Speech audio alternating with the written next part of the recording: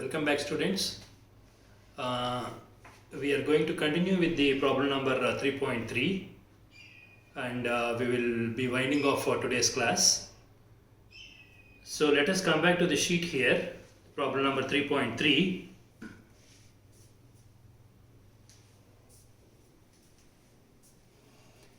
This is what we have done in part 1 of my video.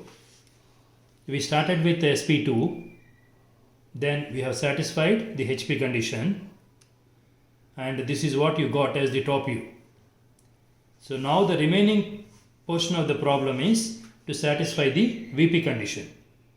The VP condition says that the top view of the axis is inclined to VP at 45 degrees to VP.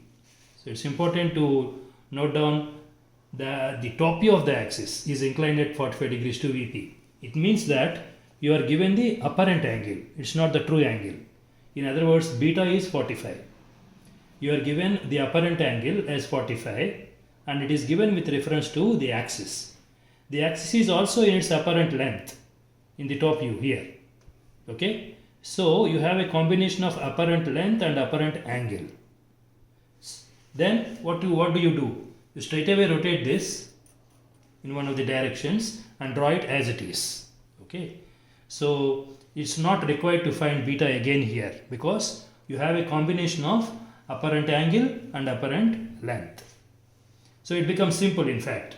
So I am going to rotate it in this direction and see that the center line is made inclined at 45 degrees to xy.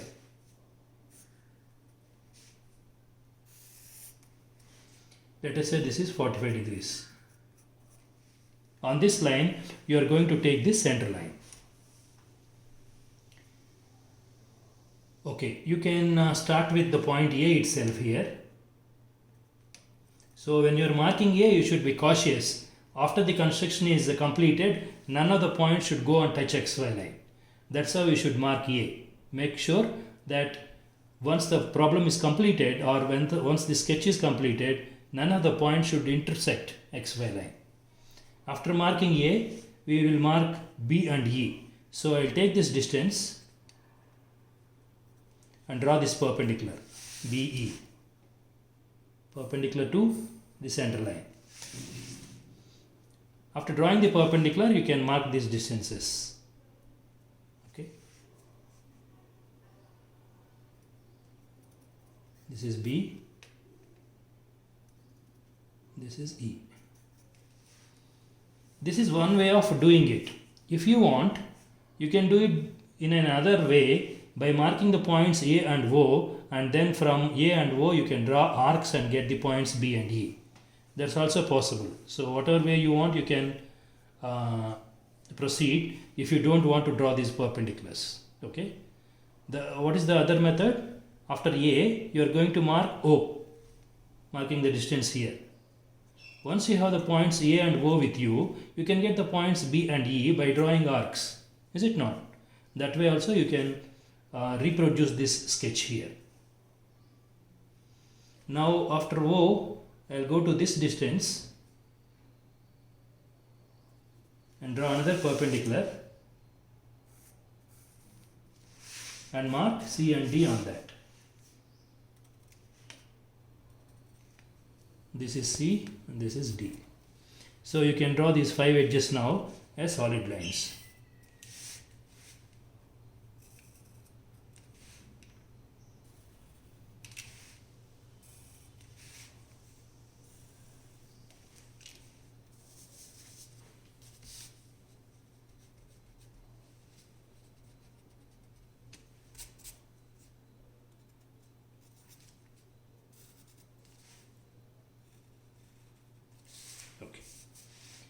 After that, let us get the remaining 5 points A1, B1, C1, D1, E1. So from this edge, you can take this distance and mark A1. Then comes this. There comes a perpendicular. On that perpendicular, you will be marking B1 and E1. This is B1. E1. then comes this point O1,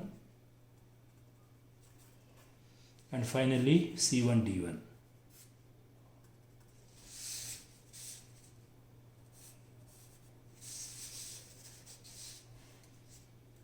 C1 D1. So let us mark the boundary of this view.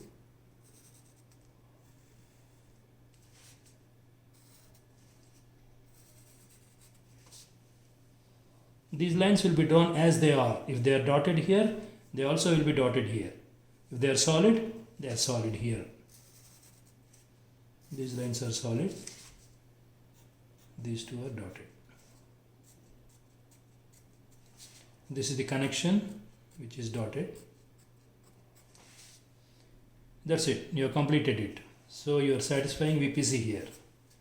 What's the VP condition? The top view of the axis is inclined at 45 degrees to VP.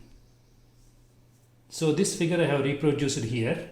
Now finally I have to project and get the front view.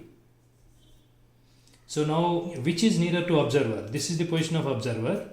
In first angle projection, observer, object and plane of projection. That's the order. So this is the base. The base is nearer to observer. And here you have the base in this view. So you will take the intersections of the projections from these points and the locus from these points. And you are going to make it visible. In other words, you will draw them as solid lines, visible lines.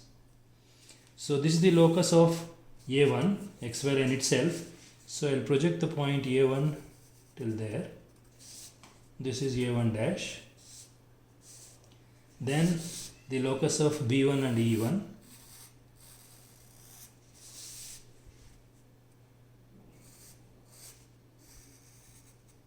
This is B1 dash. And then E1 dash. As soon as you draw the projector, please name it. Don't wait till the end. Okay, so that is a good habit always. Then you are left with C1 and D1.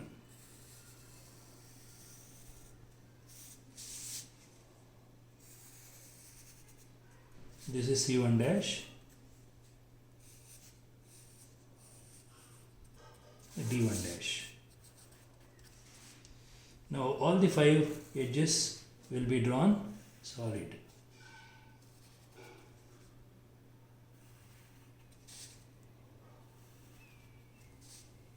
Yes. Now let us come to this portion. This is the top face of the prism. Okay. Because it is away from observer, all the 5 edges will not be visible to the observer. Like in this case. Some will be visible, some will be invisible.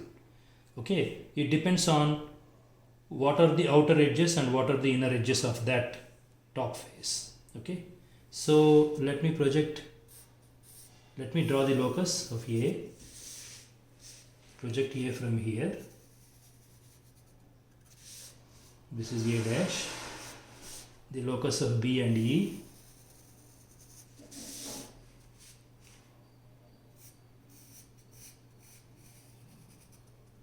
This is B dash. This is E dash. And then C and D.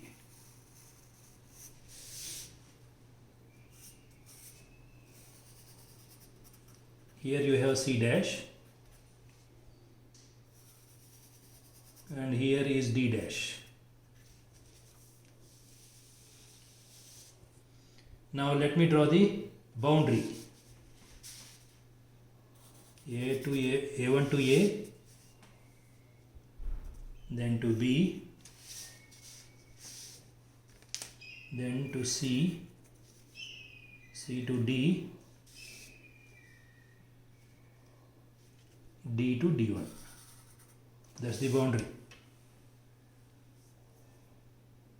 Okay. Now concentrating on the top face, you got 3 edges already. A dash, B dash, B dash, C dash, C dash, D dash. They are visible because they are coinciding with the boundary. You are left with 2 more edges. They are not coinciding with the boundary. They are coming inside. So they are automatically dotted. Invisible. Now what's the connection? E1 is the connection. That's also invisible automatically. Now you are left with two more connections. C1 to C should be solid. B1 to B, that's also solid. Because these three are solid, their connections are solid. In other words, they are visible. That's it. And I am not showing the axis here. You need to show the axis as well, as I have been telling. Okay, axis is to be shown in all the views. This is a freehand drawing, so I am not showing the axis here. But when you draw it using your instruments, you can also show the axis as a chain line. Okay, so that completes the problem. This is problem number 3 of drawing number 11. You can have a glance at this.